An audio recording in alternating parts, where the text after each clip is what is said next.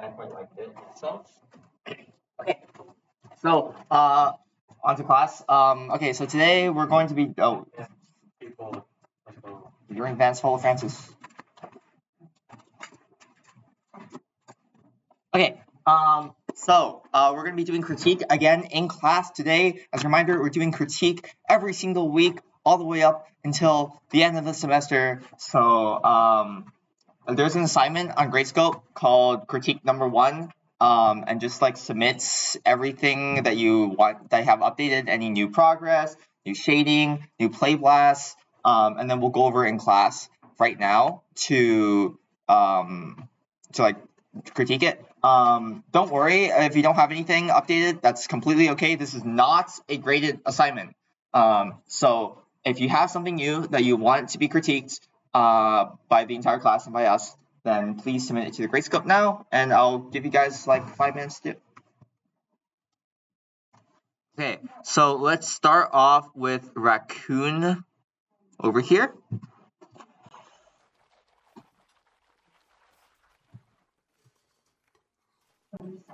Oh, the sound. Oh, sorry. Let me pause.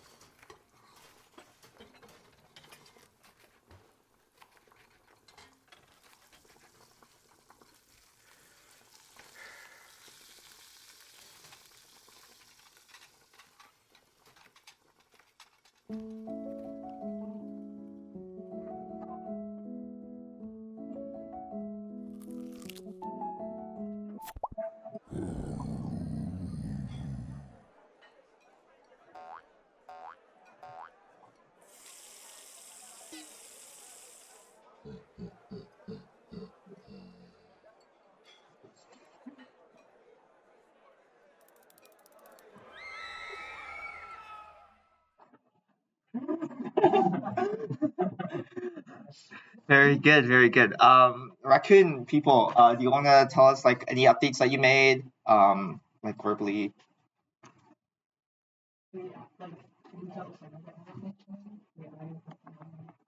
Yeah.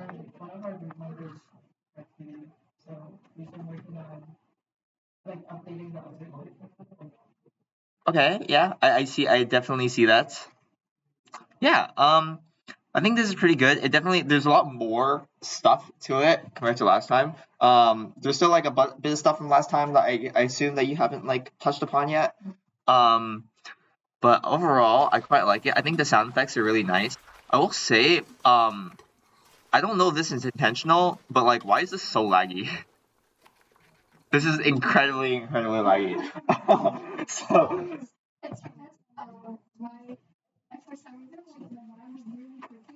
uh,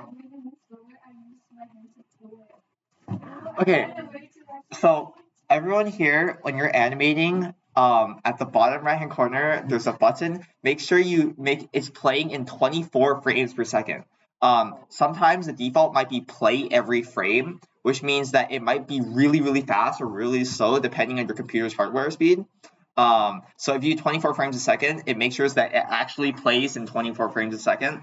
Don't worry, I have done that mistake too in the past when I took ECFog, and I was like, damn it, now I have to remake this entire animation so it works fine in 24 frames a second. So yeah, make sure that is checked.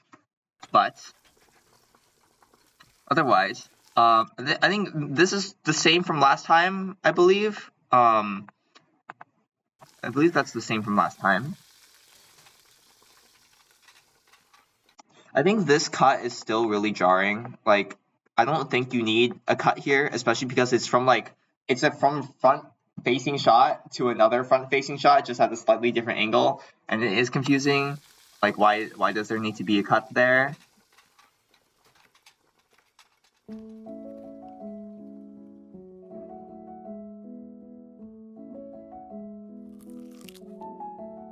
Cute. I think from the transition to this, I assume you're going to do like some post like bubbly, fadey thought bubble transition. I guess a lot of it is also like it's really difficult to understand the space of what is happening. Like I don't know where I am positioned within here because that's like a door behind a window. It's a window. It's the same window that the butterfly is.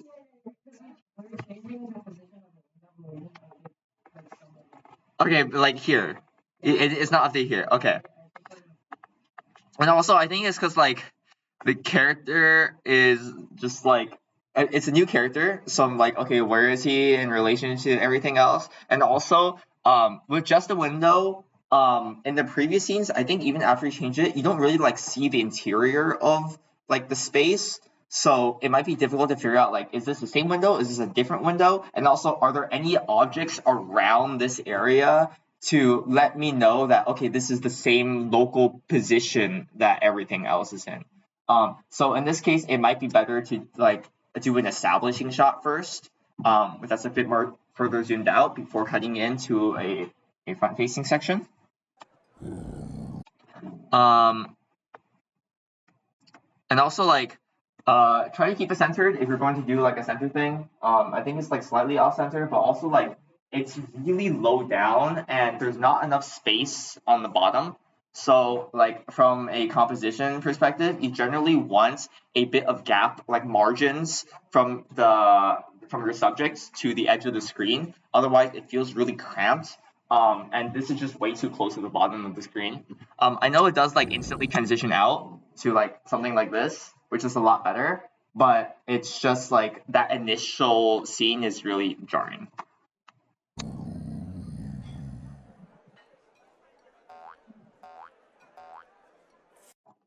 Yeah, a lot of this is like it's really disorienting. I think it's just there's a lot of camera cuts that go in a lot of different places.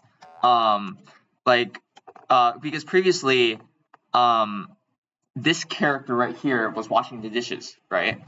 So there should be nothing in front of him but the dishes.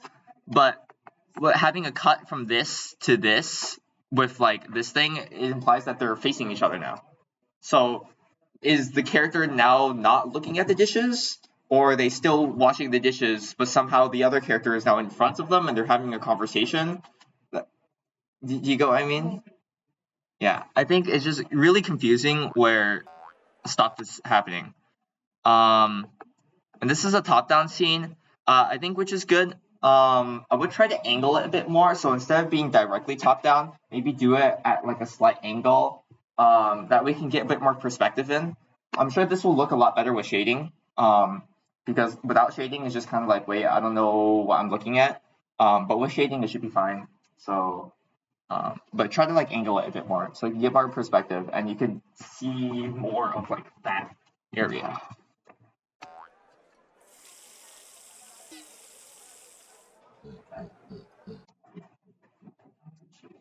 And also, like, okay, I'm also really confused about this scene. So, like, is this a wall? Or is the sink, like, in the middle of the kitchen? Is it like an island? I think it's shining light. Yes, the sink is next to it. So, this is the sink. This is the cabinet? Huh? This is the cabinet? But then this is just the rest of the room. Right? Do you see how that's a bit like confusing? Because normally sinks are against the wall.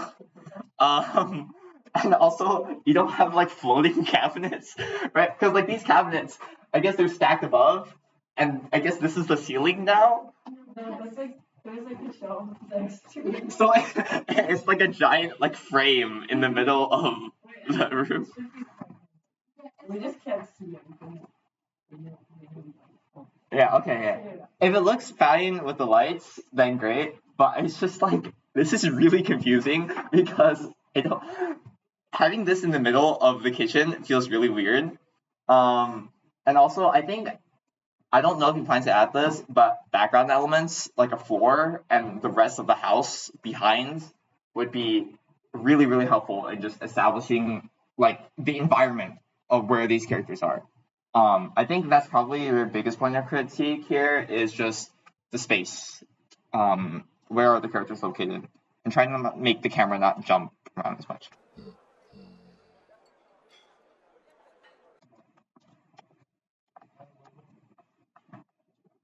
See, like, I don't know, like, like then you get from this cut to this cut, and there's nothing in front of this character.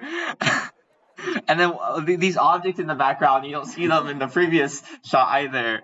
So just try to maintain consistency. And now there's nothing in front of the character, right? Like, has this character moved to a different location?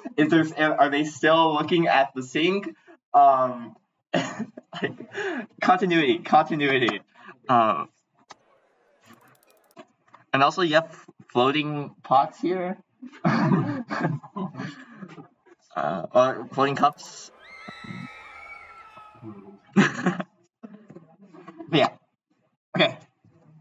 There's that. If any of you, the rest of you students, have critiques on it, just for the interest of time, you can post it on like Discord or something, or you can message them directly, like talk to each other. I know it's kind of scary talking to people, but I'm sure it'll be fine. And then next is bottle. Here we go.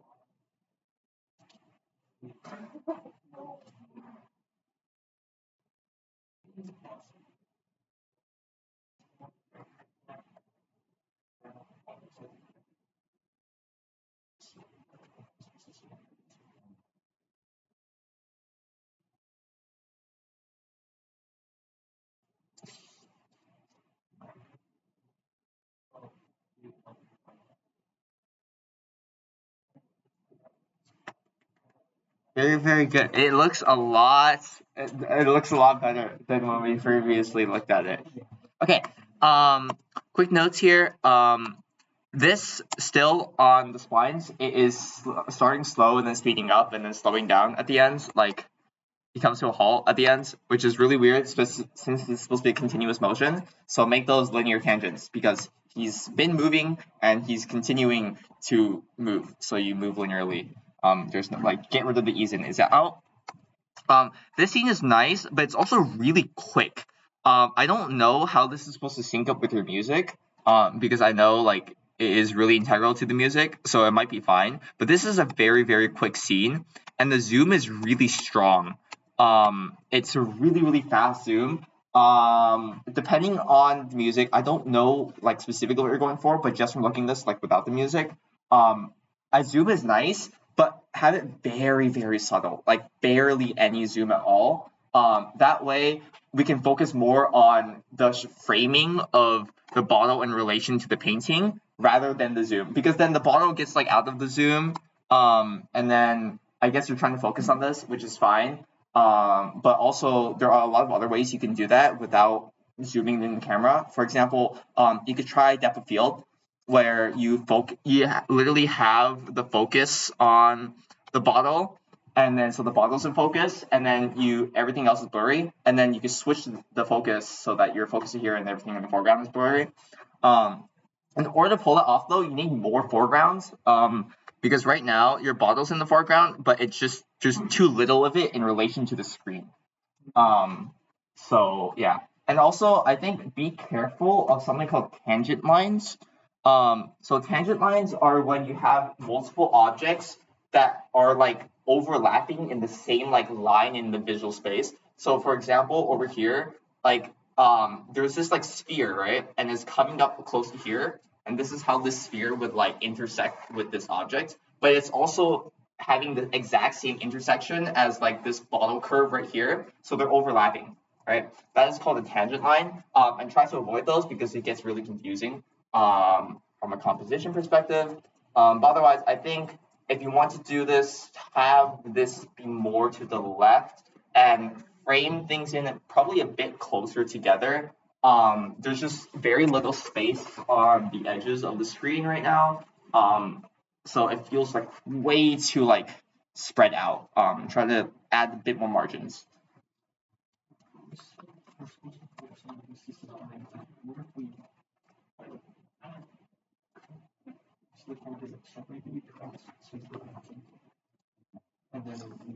Good.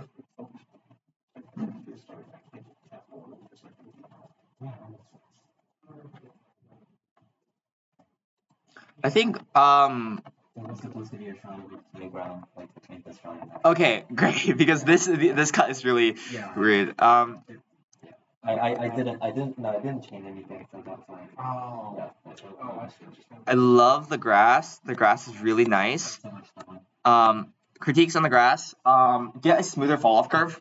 Right now, the grass right here, there is a very, very sharp curve. So it's either fully bent or not bent at all by the fall off object. So adjust the curves of the fall off object so you have an inner and outer zone. That way you can smoothly bend towards it and not have this like super strong line, essentially. And also it's a bit too strong. Like it's very, very strong. Make it a lot more subtle. And I think that would be a lot better. I think try to look at like grass meadows in real life and see how the wind blows across it. But yeah. I think framing of this tree being in the center is also a bit weird. Usually you want to leave the center for, I guess, like authoritative figures or like something that's really big and imposing that I need to like look at. If the tree is significant, then you can leave it in the center. But if it's just like very scenic, keep it within the rule of thirds. And also like expand background, I suppose, to have like stuff. Is there a way to expand it without making it super laggy? So laggy as in like rendering laggy or within your viewport as you're editing within stuff? my viewport. So with this grass, what you can do is instead of doing the grass here, you can instantiate something called a Arnold stand-in, which basically is just a bounding box for the grass instead. That way you don't have to render the polygons, and that should be a lot better. Alternatively, once you get to a certain distance away, you can switch to an even lower poly grass, or it can lower the number of grass that there is, just to like expand out. Is there a way to like just like duplicate this, but like ad infinitum? Or well, okay, you can't do it infinitely. You can't do it infinitely, but you can do it enough so that you can reach a horizon line. Okay. And to the point where like maybe some stuff in the very far back like doesn't need to move through the winds really. If you want, you can just duplicate the mesh network. Or you can just make the plane bigger and spawn more grass because it's mesh network, right? So you can just do that as well.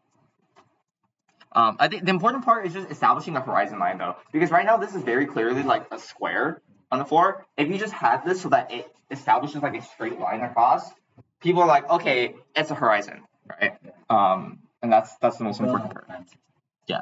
Also, like this tree has like a weirdly odd gap in there, and also this right here and this tangent line again. So just be careful about that. Also, this is the same scene, but like this just appears out of nowhere. Yeah. So maybe it would have made more sense like with the playground establishing shot because that the table would make more sense because like, it would actually be a table by the playground. Yeah.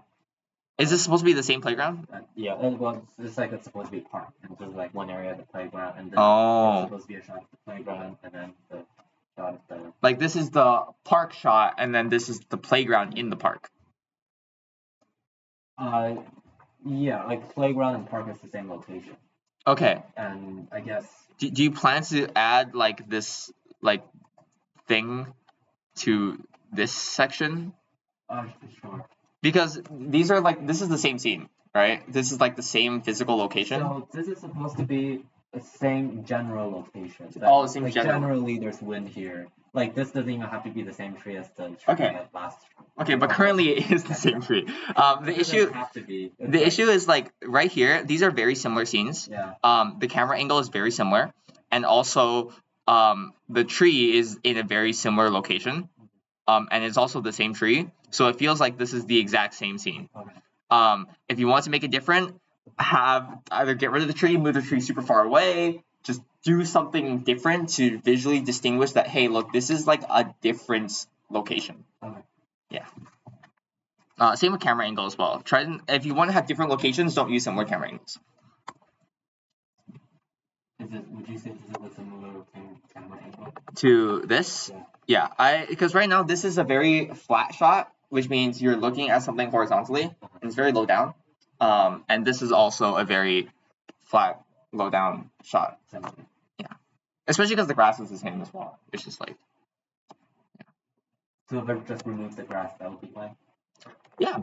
Like this is like some. I think so. I think the main issue though is the tree, because the tree is a really defining feature of the scene. It's like the big anchor to the identity of the scene. If you have the same tree in like roughly the same location with roughly the same size, then it's kind of like, okay, this is the same scene because it's the same anchor. Right?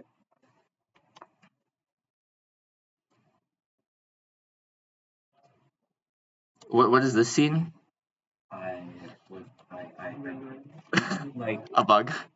Yeah, I just thought, okay, I got the shot, the part I wanted, so I thought this would have just been removed. But oh, okay. Yeah, it's okay.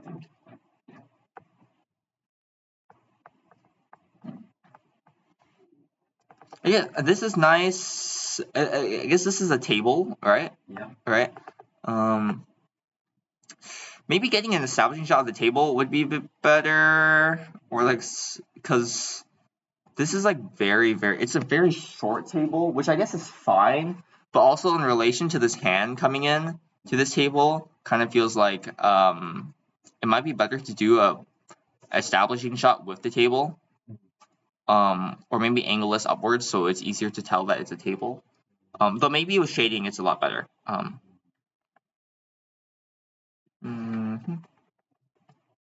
I like this. This is good. Here, I would suggest making it so that this truck doesn't go all the way across the scene. And the reason for this is because if the truck goes all the way across the scene, this kind of represents this action is completed. It's a completed action rather than a continuous thing. So like if you just have the truck move really slowly, then it can feel like, okay, this is a long journey because you're really far away, there's a lot more to go, and the truck isn't finished, right? So you don't have to like complete the action. But otherwise, I like it. It's cute.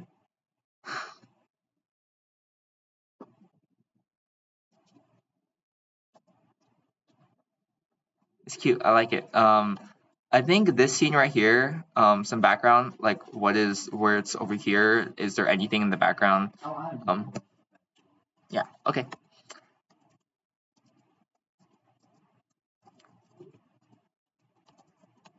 Make sure there's no weird shading artifacts with these like black spots, but if there isn't, then no issue. When I render it, it's fine. Okay.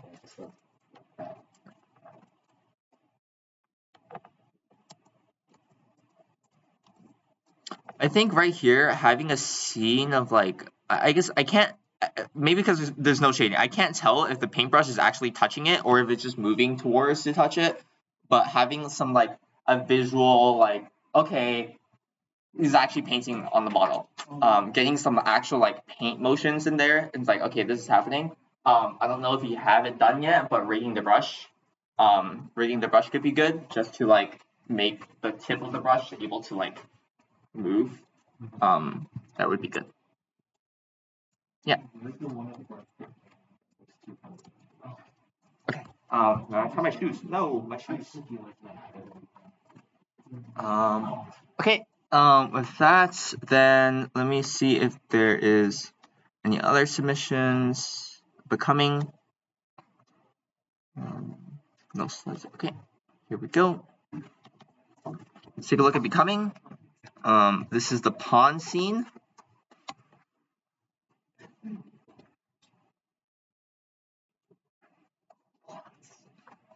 Okay, this is oh, crazy camera.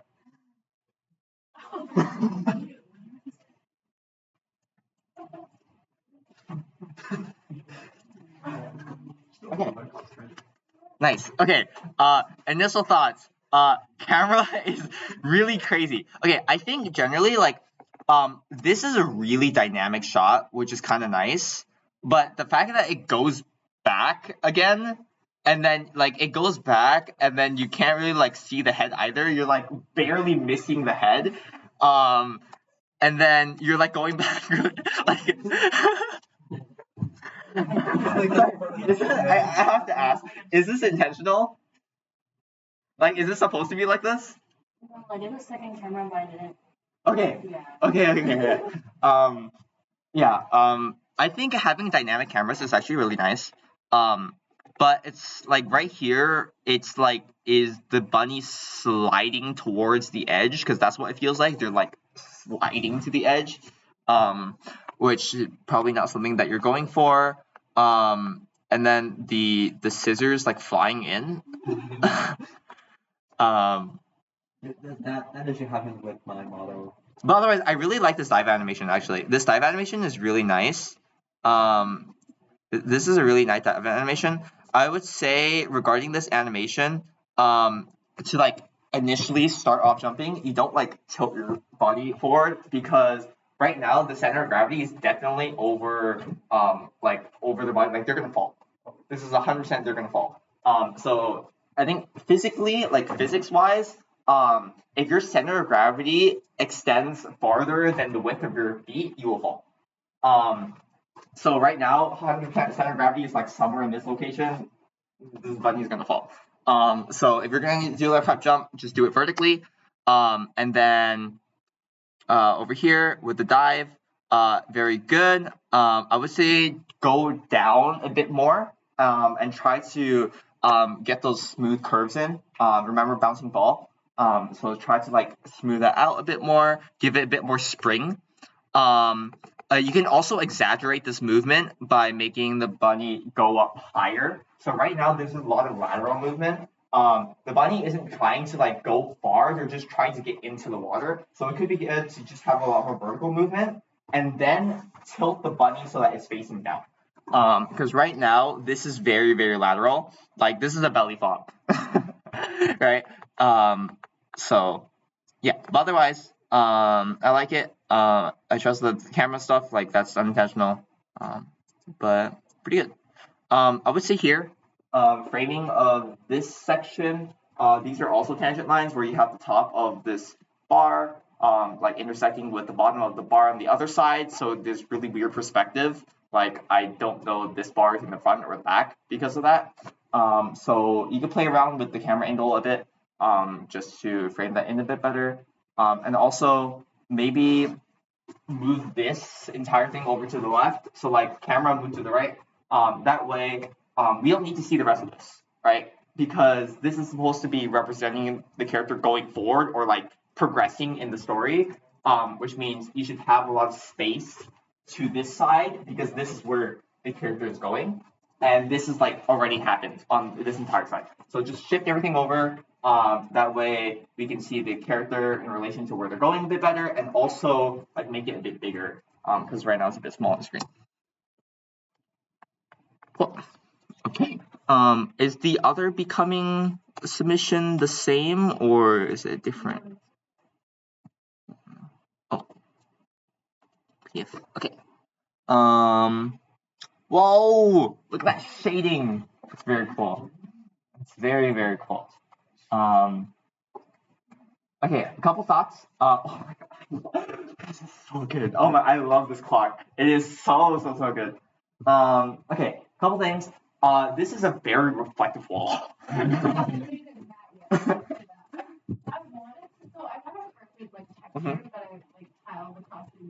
Yeah. But for the wall, I haven't found something that I like it, so I just left it. Okay. Yeah. Okay. But yeah, a lot of things are very reflective. I could definitely see that. Yeah. This is pretty good. I think the bed frame is a bit weird. I guess like I'm not to judge beds, I suppose. The bed frame is like it's slightly weird that there's like a bottom panel here and then the mattress thing, but no, but this is the mattress and this is like a thing underneath it and there's a thing underneath the thing underneath the mattress. This is a bit strange. But otherwise, I think it's good. I quite like it. I think these are books, right? Do you plan to add text like the title of the book? If I had time, because right now, basically what I did this week was go through like everyone else's answers. Mhm. And I asked permission if I could go in and edit some things just so it looks a bit better. But I do anticipate actually doing the back part of it. Mostly I worked on like making it look a little bit I think it would be better to add like text right now. Yeah, I think the issue is because it's a uniform color. Usually books get like darker around the center of the edges to give it a bit more shape and defining features. And then maybe like a crease or something. I think because today why do my shoes keep getting untied? What the hell? But because today we're covering lighting, so it should be a lot better. I love this lamp, very good. The plant is also really nice. I think a lot of these objects look really good. I think today once we cover lighting and you start to actually add some lights in here, it'd be really good. Right here, this is incredibly reflective glass. And I know you said that like everything is really reflective. Well, I don't know. I guess it's translucent. It's like frosted glass. It's a bit strong, though I don't know if that's what you're going for. It could be good to increase like the blur so you don't go see into it too much. That way it's a bit of a mystery of like what's inside rather than like spoiling it off the bat when like you show the aquarium for the first time. Yeah, the door glass. Yeah. But otherwise, no comments. I like it. Very good. Maybe perhaps like the color of this like this lip on the floor, you can make it like slightly darker or even a different color than the rest of the wall. Yeah. Yeah, okay. Yeah.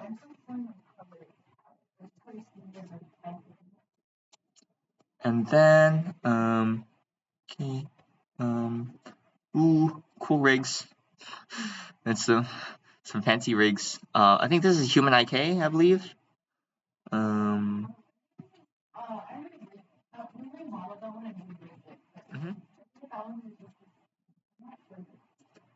This right here with the character sitting on the bed, the character is clipping into the bed.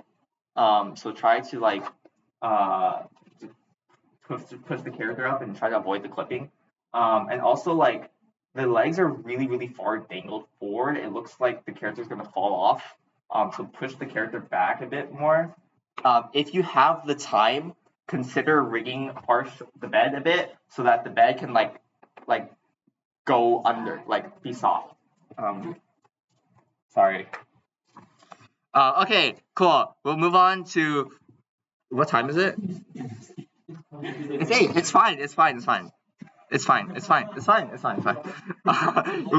Sorry, I got a bit too excited with everything. Let's move on to lecture. Wait, was there any more? Wait, did anyone else? Any group? No, that was it. Okay, lecture. Sorry, Francis got mad at me.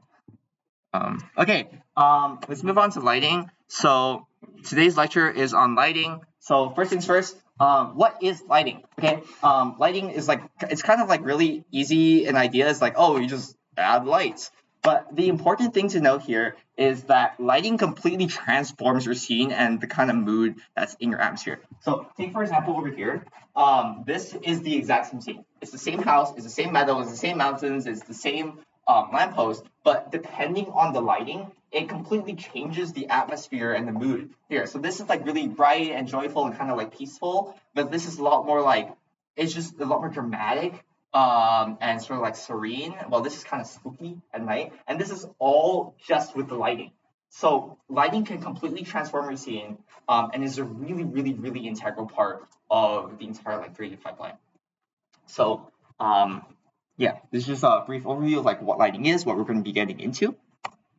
So specifically, we want to think about lighting for storytelling purposes. So as a bit of an exercise, talk to the people around you and try to like list out like where do you think the light is coming from in the scene. Go.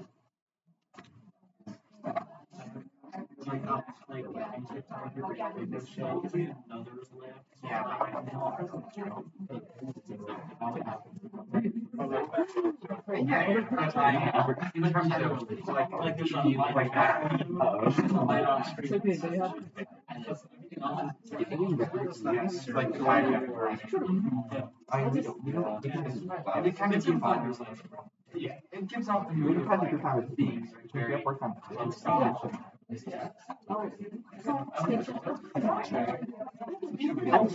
like claustrophobic.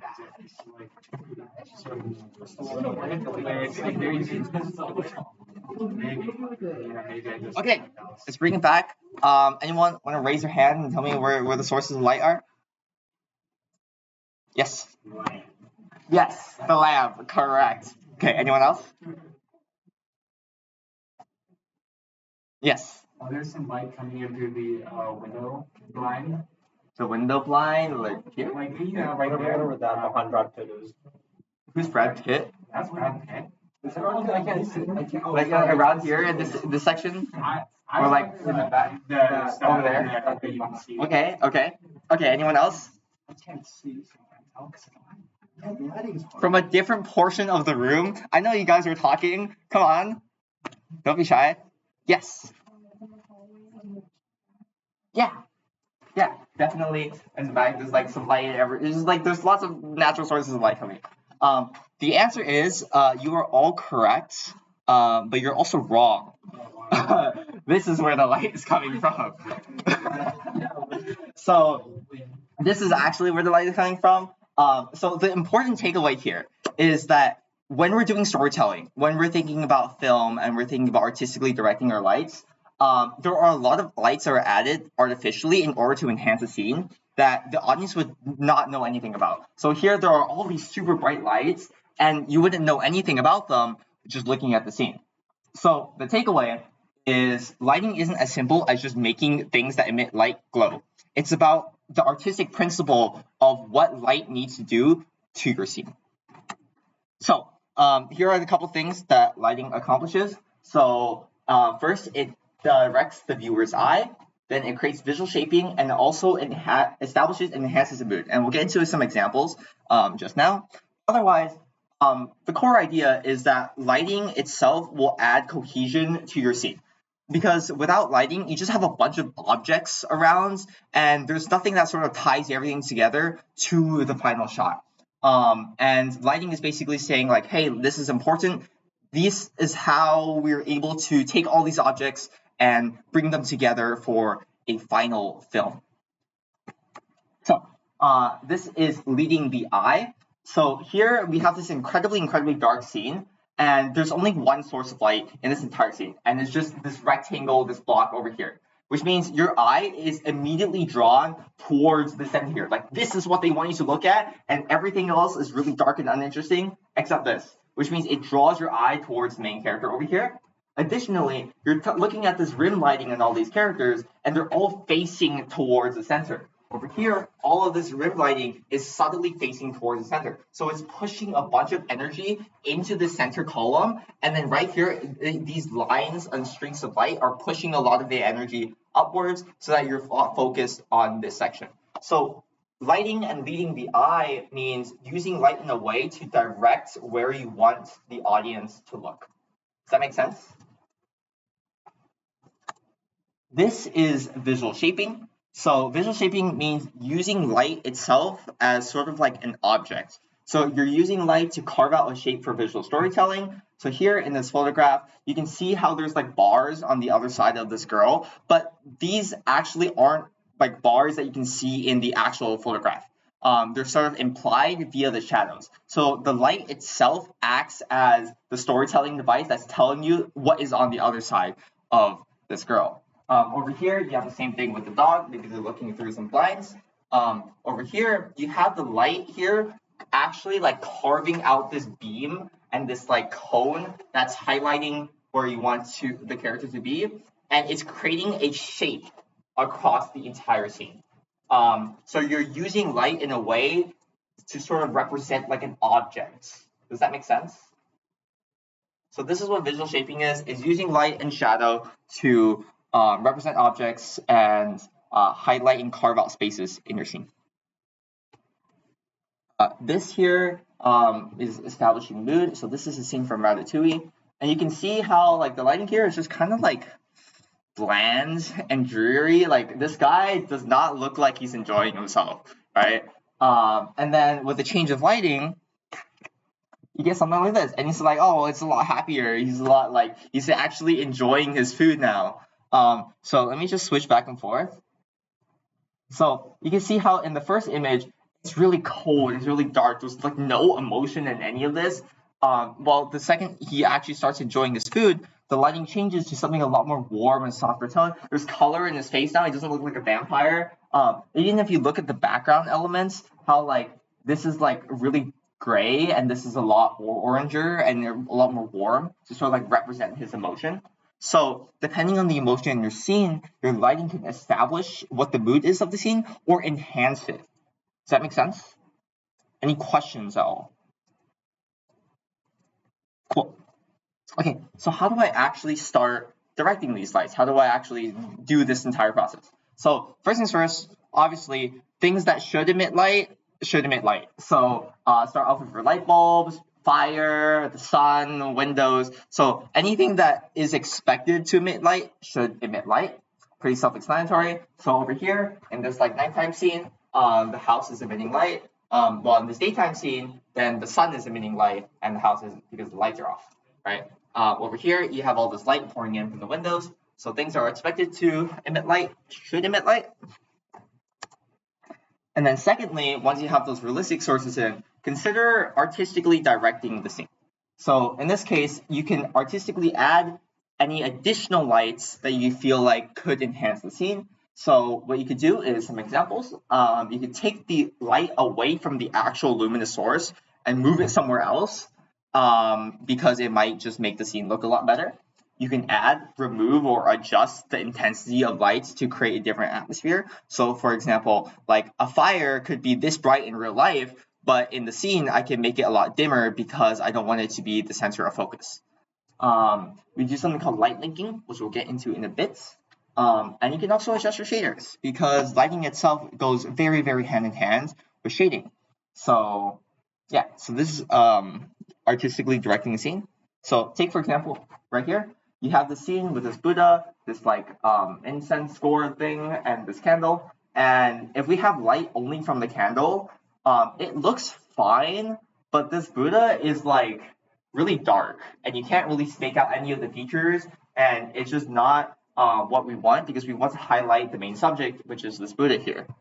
So in addition to having this light from like the candle, we can add a motivated light. So we add an artificial light off camera that's shining light and illuminating our Buddha. And now we can actually see the Buddha a lot better and the subject is a lot more clearly defined. But the issue with this is like, then this is really bright and it's taking away from the scene. We want the focus to be on the Buddha and not on any of this background objects. And this is being lit right now and it's just like it's really distracting. So what we do is something called light linking. So since we're digital people, we're able to basically be like, this object, you are not being lit by this light.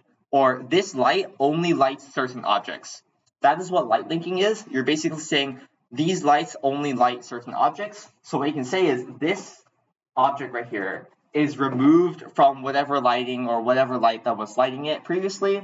And that way, we're able to get a lot more cohesive scene. We get this really, really bright candle, And then we also get to see our subject in focus, and it looks pretty natural. Because we have these motivated lights, because we artistically direct the scene, and we're not relying specifically and only on physical characteristics. So this is what it would look like in Maya. So you have an artificial but motivated light pushing more light into the scene from this certain direction and not just relying on the candle. Does that make sense? Okay. So here are some lighting setups. So you generally have like you split your lighting into like your environment lighting and then your character lighting. So for environment lighting, you've been probably using like a dome light. We'll get into something called an HDRI, which stands for High Dynamic Range Image. Essentially, they're real life captures of light in our real world that you put digitally. So you go out to a meadow and you capture all of the light around you, and then you put that into your digital world, and that way you have a completely accurate environment map. That's what a HDRI is. Very useful for simulating environments. And also, additionally, a lot of environments tend to have a lot of weather effects because weather affects ambient light. So things like caustics, which we'll get into, God rays, things like that. And then character lighting is something called 3-point lighting. So we use 3-point lighting for characters, which consists of a fill light, a rim light, and a key light. So this is what it consists of.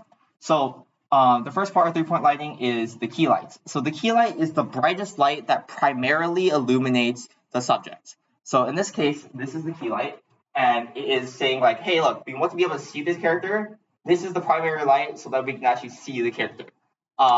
It's usually the sun if it's outdoors, but if it's indoors, it could be a lamppost, it can be a motivated light, it can also be a bounce lighting from like a window. That's completely okay. The key light is just the primary source of light. The issue with only relying on the key light, though, is that these shadows are incredibly dark. You can barely see any of the shadows on the other side of the key light, and it just creates this like, okay, it's just empty black void, and you can't really make out any of the features. That's where the fill light comes in. So the fill light is really soft, really ambient, it's a lot dimmer, and it's on the opposite side of the key light. That way you can just fill in these shadows. And then you're able to give a lot more dimension to the character. We can actually see the other side of the character instead of it being pitch black. So this is what the fill light is. And then additionally, the final part of 3-point lighting is called the rim light. So the rim light is behind the subject, and it's meant to differentiate the subject from the background. So you can see here how the rim lighting is basically on these edges and these like contours of the character, and it's really brightening up this outline of the character. That way the character pops out from the background and it doesn't like sort of just mesh into the background and it's like, okay, it gets really muddy. I don't really know what I'm looking at. Do these components of 3-point lighting make sense? Does anyone have questions on any of these components? Okay, here's some examples. So here in Toy Story, you have the key light, which is actually coming from behind the subject. Because remember, the key light is the primary source of illumination for the subject. It doesn't matter where it comes from, it just has to be the primary source of illumination. So here, this really bright window and the sun coming in is bouncing off an object in the foreground and is lighting his face. And that becomes the key light over here. Then you have some rim lighting to fill in these shadows in these like darker areas.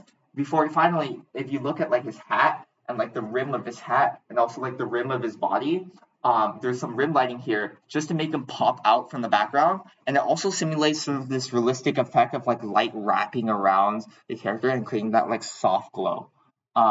So these are the 3 of them here. In this, is this the office? It might be, I don't know.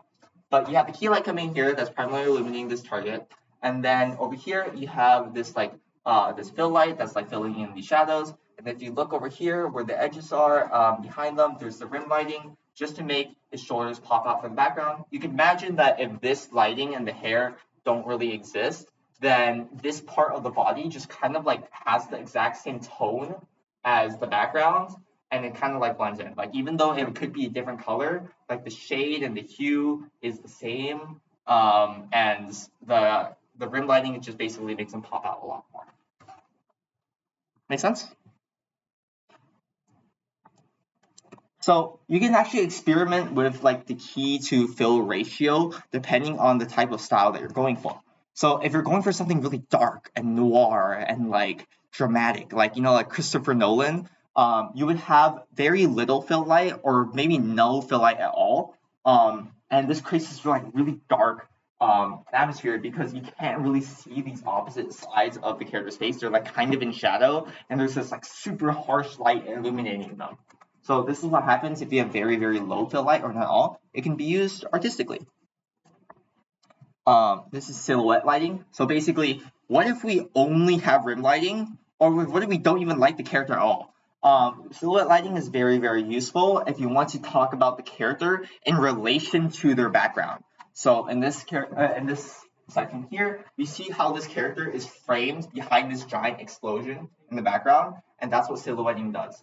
Additionally, silhouetting adds a sense of mystery as well because you're not able to make out any of the features of the character. So it's sort of like, who am I looking at? What am I looking at? Is this a good guy? Is this a bad guy? So silhouette lighting creates this like sense of mystery. Okay, the key important takeaway from this is that like 3-point lighting is an incredibly artistic thing. It's not something that is like a hard and fast rule. It's basically like, hey, look, does it work for me? Does it not work for me? And you can tweak those parameters to basically create different effects. It also is important to take into account what direction your light is actually coming from. So for example, if light is coming in primarily from the front, then it creates a really like open, friendly, playful, like childish vibe. While if it's something is a lot more like backlit where you only have like rim lighting, very low key and fill light, then it's really, really intimidating. Otherwise, if you have like a top lit situation, it could be incredibly interrogative or it could be kind of claustrophobic. Think about like working at like an office and you have these like sharp, harsh lights shining at you from above. And if you've ever told spooky Halloween stories with your friends and you have that flashlight underneath you shining from above, it's really spooky. So having light coming in from only the bottom or primarily the bottom direction leads to something a lot more terrifying and spooky. Questions? Okay. Let's move on to color. Okay. Now that we've learned about lighting, we want to, figure out how we can add colors to it. And that's where you go into color theory, which is the study of colors. How would you know? And so we probably learned from primary school about the primary colors, secondary colors, tertiary colors. You mix them up and you get all sorts of shades. But when you mix paint or crayons like you did in art classes, you get black. Comparatively, when you mix light, it's white. Wow, that rhymed. That's crazy. I didn't. Anyway, so light is additive as opposed to subtractive. And another key point that we need to know too, that is pretty important, is you see how the color wheel is a circle because it's a wheel. To the left, it tends to be what we call warm colors, while to the right, it's more cold colors. Warm colors more like a lot of warmth, cold, warmth, kind of like you can think of fire as having red. That's why it's warm. Using the same words over and over again. And there's cool colors, which kind of reminds you of like kind of sadness and freezing cold in Antarctica. But it also can be tranquil, like forest. It's green, but it's cold. But it's not really cold. It's serene, yes. And all right, so then we go on to how.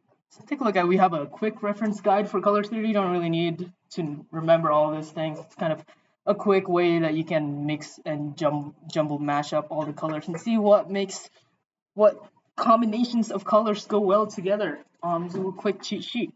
All right, so now I want you guys to talk to your surroundings. Take a look at these logos and figure out what colors show up the most and why. Let's come back. So who wants to yell out what color and why? Yes. It's usually two, but it's red and yellow usually. Correct. it is red and yellow. All of these pretty much have red except for Domino's. I'm lying. McDonald's and Subway. Taco Bell kind of has pink, a shade of red, one might argue. And see, why do we think so? You might wonder. Well, imagine you're driving down the I-5 interstate. You're hungry because you've been driving for 7 hours, for 5 hours, and you see this glaring red logo billboard. You will think, wow, really want some KFC right now. So you take the first exit because you see the KFC, and now it's red, and it grabbed your attention. Now you can eat fried chicken from Colonel Sanders. And yellow, on the other hand, gives off what you call it? Happiness. Yes, correct. And it brings you joy. McLove in it. You know, McDonald's slogan.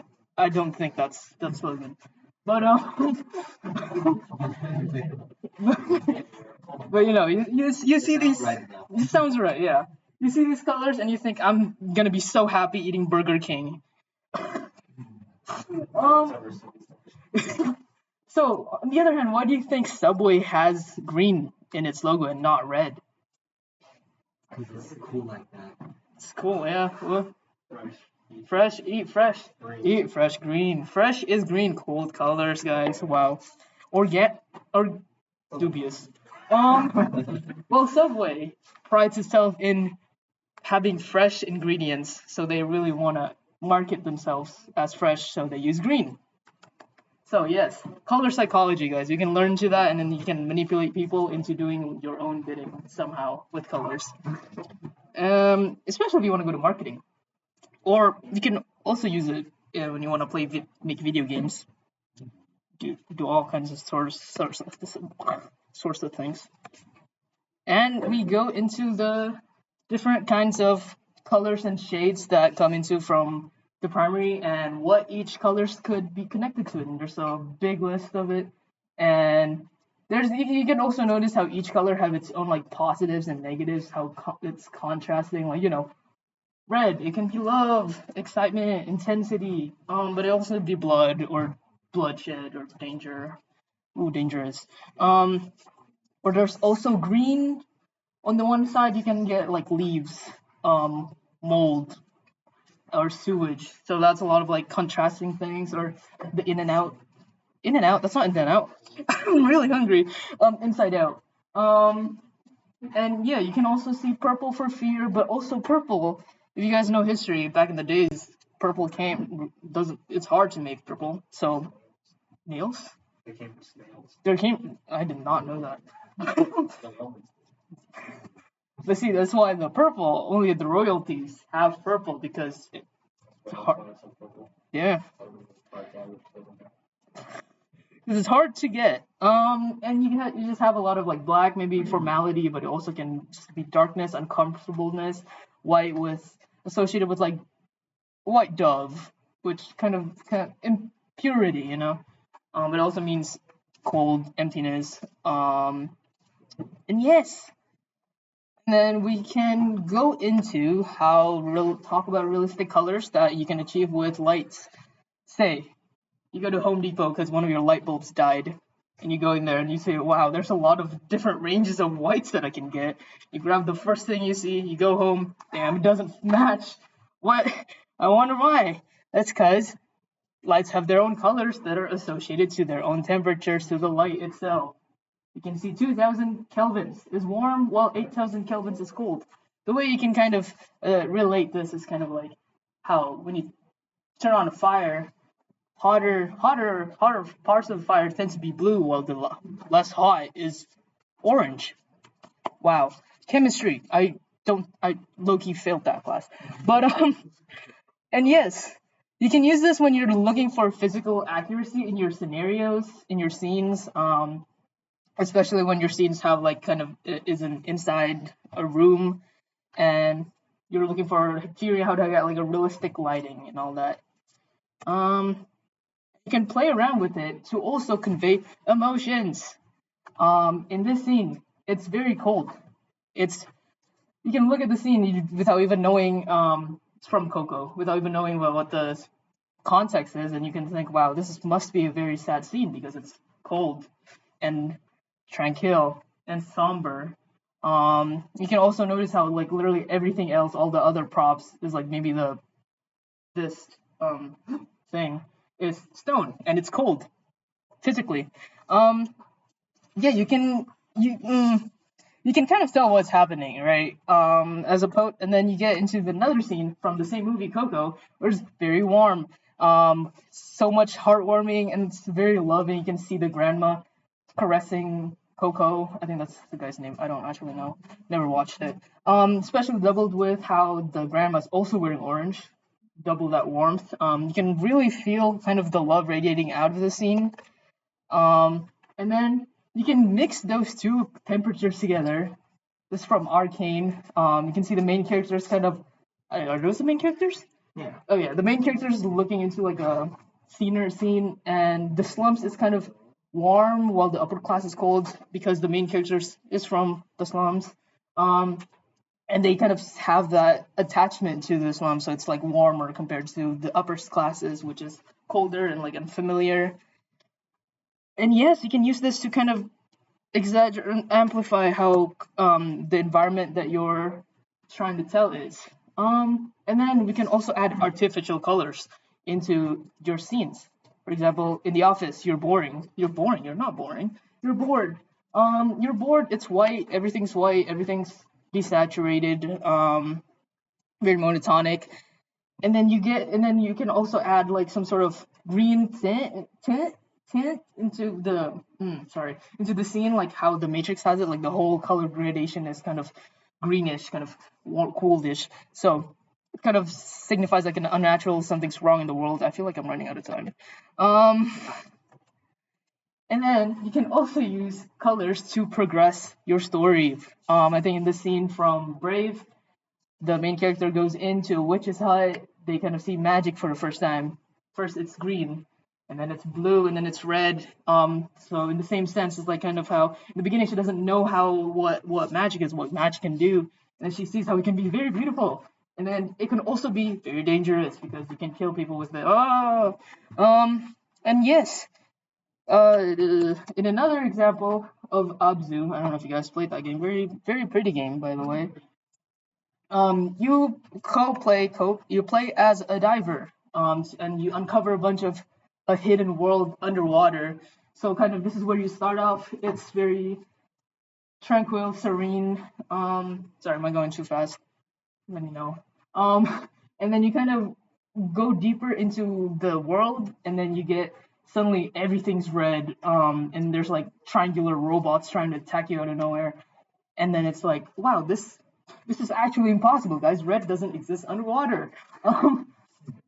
But you use that to kind of amplify the kind of environment and atmosphere that you want to make the audience feel. And then you get kind of the orange sunsetty vibe.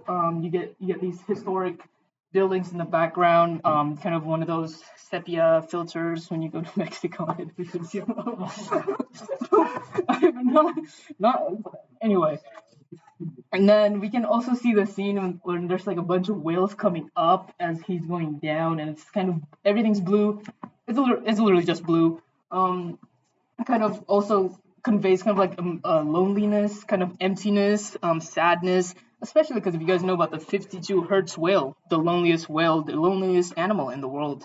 The whales tend to be known as lonely animals. Anyway, yeah, that's. Red doesn't exist underwater, guys. And then we can go into see how we can use artificial lighting to again amplify what we're trying to say. And then this scene, the main character is running away from the popo, from the cops. And you can see that everything is rated in red. The sky is red, everything's red, and the source is the police because he's afraid of it, and he doesn't want to get caught by the police. Meanwhile, on the other scene, you don't really have a source for where the red is coming from, but you can kind of just tell that he's like afraid of something, and something is chasing him, literally crawling backwards to avoid something. And yeah, it's just kind of red. It kind of evokes a stronger emotion. It's not realistic, right? How do you get that? How do you get that color? Except for like a big giant, I don't even know. And then we go into still with the same anime that was from before. realistically, the night sky does not look like this. The night sky is black, pitch black, with a little bit of dots, unless you go to the desert and you see the Milky Way, which is really pretty. Highly recommend. Which, on that note, the main character really wants to escape from the day, so he really likes the night, which is why the night is very pretty. And all these colors kind of represent the main character's emotions. And then I keep forgetting it. And then we can use unrealistic lighting to kind of show a transition, like I said, and then how the night sky is like really black and pitch black with little sky stars right now, and then he gets saved, and then everything's beautiful again. Oh my god. And it can be used as a storytelling device, kind of from boring to interesting. I don't know if you guys remember from the animation that we watched earlier too, when they high-five each other and there was something like sparkles and bubbles and wow, unrealistic lighting. You don't see that when you high-five people. Okay, sorry. So far, does that make sense? Yes. Okay, so let's again break down into groups, break apart into groups, and talk to each other about where you see the light leads the eye to, where the visual is shaping, what the color temperature is, and where there's unrealistic lighting. Chop chop. All right, let's go back together. So yell it out. Someone. Point out an answer. What do you notice? I'm being blinded by the projector. You don't know. The door is warm. Correct. The door is warm. What else do we see? Ish. There's like a really unrealistic fall off between like the warm and cold lighting. Yeah, exactly. Alright, and you'd be very correct. There is a very like a dichotomy between the dwarf versus the room. That was a big word for an engineer. Between the door and the room, and you can kind of see how the room is very cold, very sad, represents Gwen's state of feeling, which is she's depressed. And you can kind of see the door as kind of her little ray of hope, and their dad's coming from the door, and she's hugging him, and you can feel kind of like the love radiating out from the door. Like I don't know, you can see it kind of bleeding out, and it's pointing out things, man. Bleeding out, and it's just kind of signifying how that's her one kind of source of warmth and comfort. You can also kind of see how the disproportionate colors, like the room is so big and blue. The door, I think I already said that. Anyway, and yeah, you can also see how Dad is in the frame of the door, while Gwen is outside of it, and it's kind of leaning into him, kind of her source of warmth. All right, next one. Same question. Go back into your groups and discuss the same questions. All right, let's get back together. Can someone point out one thing that you noticed about the colors? Yes. The dad just like being in like because he's like. Whoa, is he mad? I've never watched this movie, guys. Change that. Movie night, UC Bug movie night. I'm joking. Not really. I don't know. Okay, so Yish. Another thing that we would want to point out. Yish.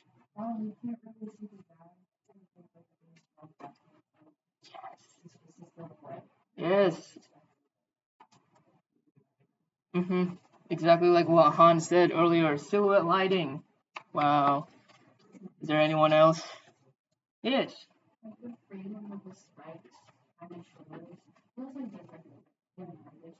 Yeah. You guys brought up all my talking points. I have no. I'm joking. Yeah, what you guys said are all correct.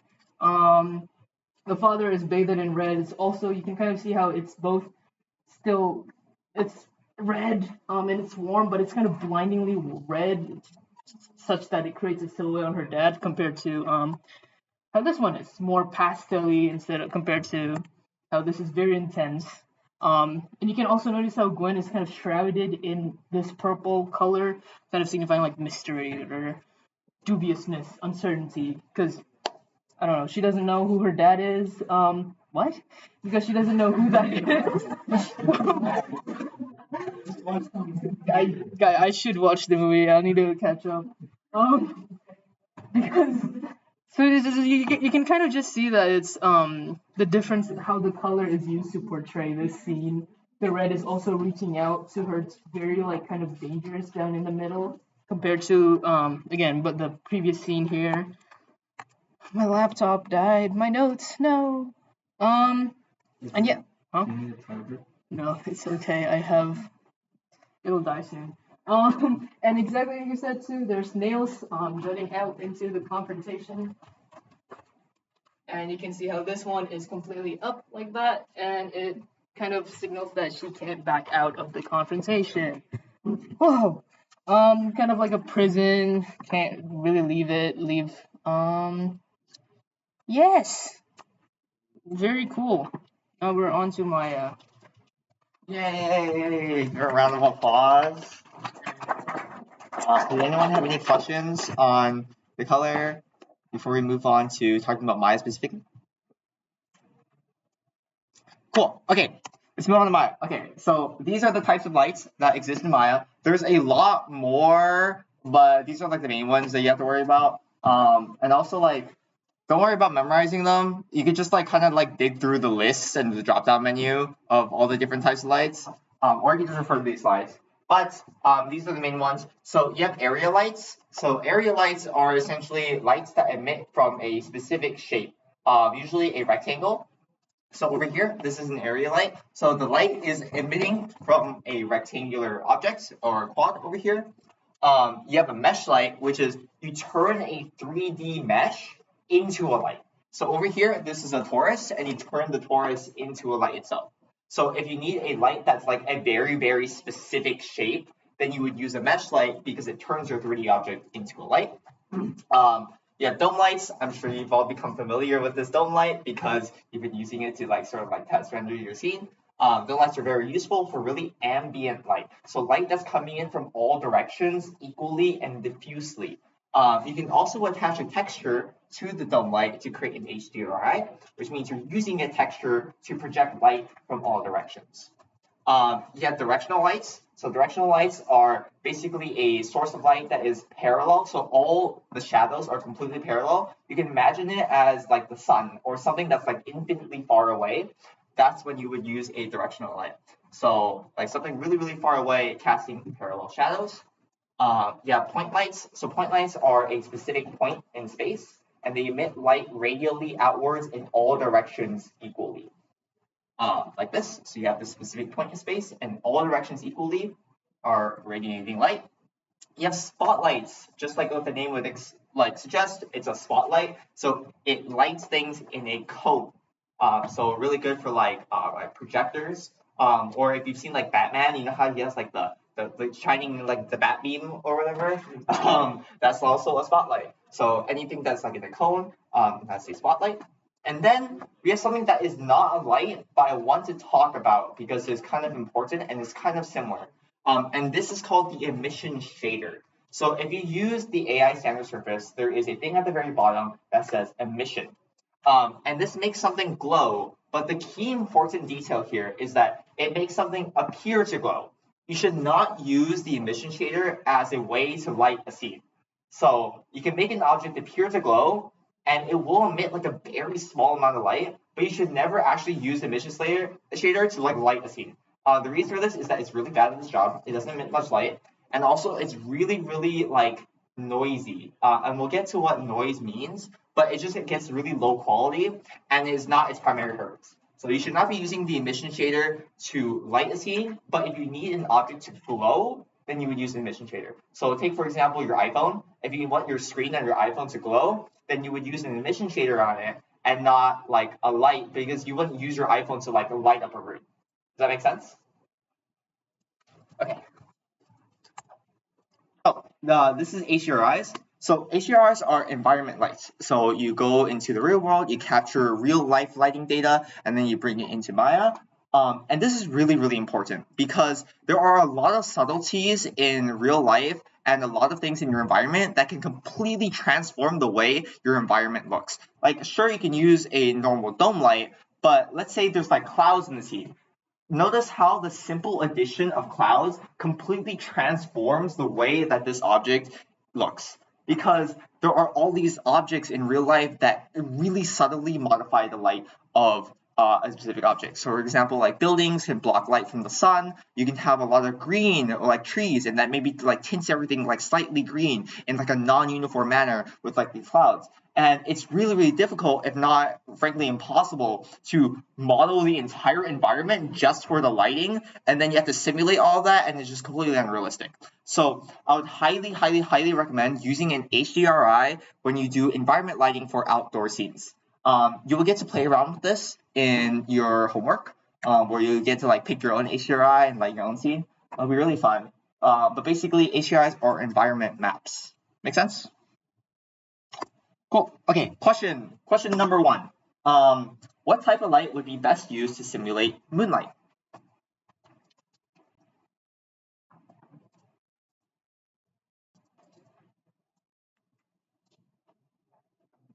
Got this? You got this? Raise your hands. Yes. Point light? Close, but no. Anyone else? No, not an area light. Yes. Is it dome light? It is a dome light, and I'll explain why. Like the moon's in the sky, or you're like in space looking at the moon. No, the moon is in the sky. I'm on. Okay, and the reason is so it's not a point light because a point light emits light radially in all directions. And also the moon is like really, really far away, which means a point light isn't really good to simulate that because you need the shadows to be parallel. Like think about the sun, the shadows are parallel. Point light doesn't have parallel shadows. Additionally, point lights are really good for like lights that are small and localized within my seat. So, for example, like a candle. But if you have like a point light like infinitely far, like the moon is infinitely far away, and you have a point light all the way that far, you have to make it super bright in order to actually illuminate anything. And then it also casts like a shadow, which if you've like been around nighttime, there are very little shadows. Like you can barely see any shadows at all, which is not really like simulating moonlight.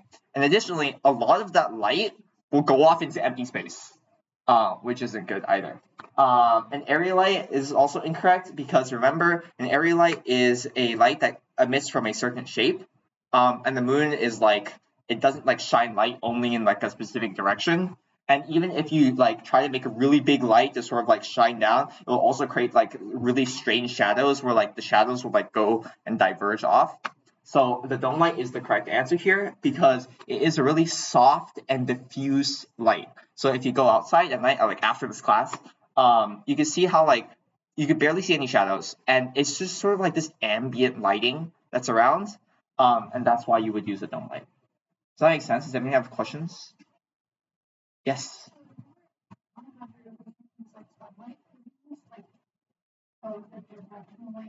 Yes. Yes. So if you want to do sunlight, then you would use an HDRI attached to a dome light to get like nice ambient lighting, and then you can use a directional light to get those shadows. Yeah. Any other questions? Okay. Question number 2. What type of light would be best used to simulate candlelight? Kind of spoiled the answer, but you know. Yes. Yes, correct. Point light. So remember, a point light is a singular point in space that emits light radially in all directions, like a flame of a candle. It emits light equally in all directions. You have. Oh crap. Okay. I'm just gonna give the answer to this. This is an area light because a TV is a square, and so it emits light from like a square. Sorry, we're kind of like running a bit out of time. Sorry for that. This is like light samples. This is kind of important because I'm not gonna go like too in depth with this because this is a bit more rendering and it's kind of like really techy and technical. But the important thing to note is that sometimes if you're lighting in really low light scenes, then your lights will be really noisy and grainy and they just won't look good. The reason for that is because of something called samples. So Maya basically needs to do something like it needs to check whether a specific point in space is lit or not. And the way it does that is by looking at that point and shooting these like rays towards a specific light. And if it hits the light, then that means that point is lit. You can like look at these slides later if you want to like look at how like what that means a bit more. Over here, you can see all these yellow lines. These are the light samples. So this specific point right here is checking lights from all of these directions, and it samples a random point on a random light. So that's a light sample, and the reason why these are important is because in these low light situations, I don't know if you can really see it too well, but it's really, really grainy and noisy if you have a low amount of samples. Well, if you have a higher amount of samples, it really smooths out your lighting a lot more. So if you ever have like lighting and it just like looks really bad and it's like kind of like grainy and it's not smooth and you can't really see anything, it's probably due to the number of light samples. And you'll get to play around with this in your lighting homework for this week. But this is especially prominent in specular and reflective surfaces over here, like this. And that's why it's really important to take into account your light samples. Additionally, for indoor scenes, and you want to use like a dome light to like light a scene indoors, you have to use something called a light portal. A light portal basically will push more light into your scene, or it'll like bias the sampling of a particular point, not towards the dome light, but towards the portal. You can play around with this a bit more, but essentially like it pushes more light into your indoor scene and is very important. You will also play around with this in your homework, but essentially this is an indoor scene with no portal, and here you can get like a visual of like what noise looks like. It's like all these black spots everywhere. It looks completely dark. It looks really bad. But if I add portal, look at how much more light is in the scene. You can actually see the color in here.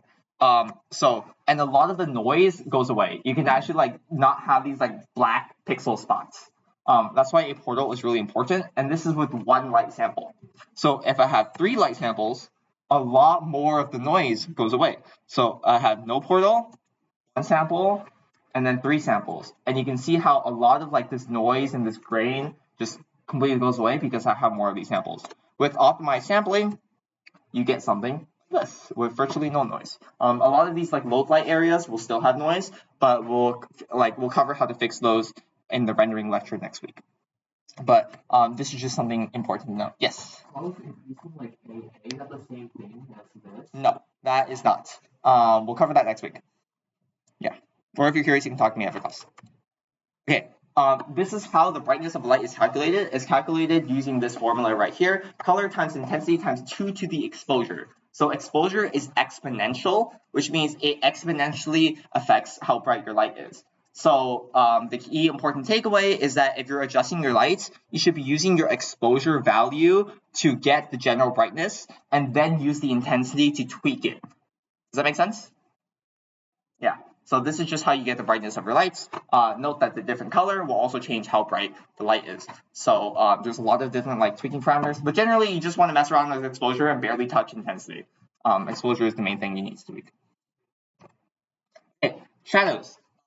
So shadows can add a lot to your scene, and because we're 3D people, we can basically say like, hey, no shadows because it looks bad. Well, in real life, you can't really do that. And this is like useful for like some of you who might be using like 2D textures and you don't want to cast like a really weird like 2D shadow as like a 3D object.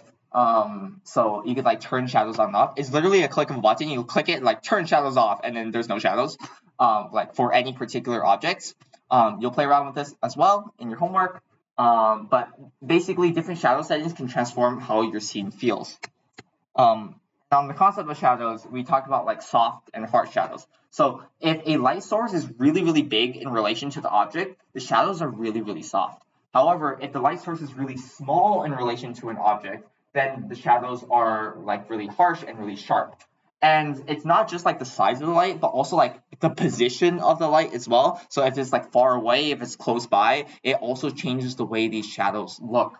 And there's also like different settings on the light, so you can make like the shadows a bit different like per light. So there's a lot of things to tweak, but the important takeaway is that you can manipulate shadows. So like if you don't like the way certain shadows look, then take a look at your lights and take a look at like why, like how do I change the settings of these lights in order to get the shadows that I want. Like if I don't want these super hard shadows, then consider scaling the light up so you can get these smoother shadows. Make sense? Cool. Okay. We covered this before, but light linking. So light linking is the ability to make only certain objects be affected by certain lights, or certain lights only affect certain objects. And we'll have an example right here. So take for example, we have all these cubes, and we have these light in the really far back. And there's this like cube in the front, but you can't really see it because it's being like covered by all of these other cubes. And it's kind of like, okay, we want to highlight this cube. Well, the easiest thing to do is like, okay, well, we can add a motivated light. And so we just add an extra light in the front and it'll shine at this cube. And then like, great, now the cube is illuminated. But like now all these other cubes are also illuminated and now the floor is illuminated and it's just kind of like detracts from what we want the focus to be. So we can do something called light linking. We can basically say that light we just added, only light this cube. And then only that cube is lit and everything else is still normal. And how now you can see you can like focus on this object. Make sense? Does anyone have any questions on like when you would ever use this?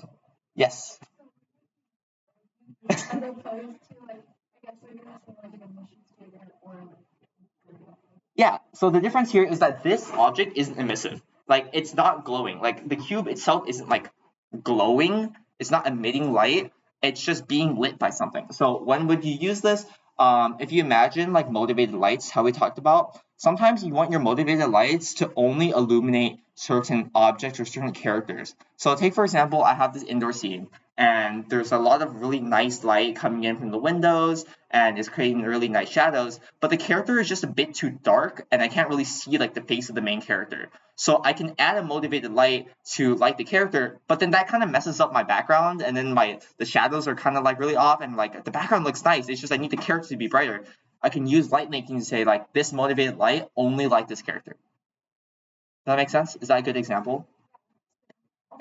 Yeah.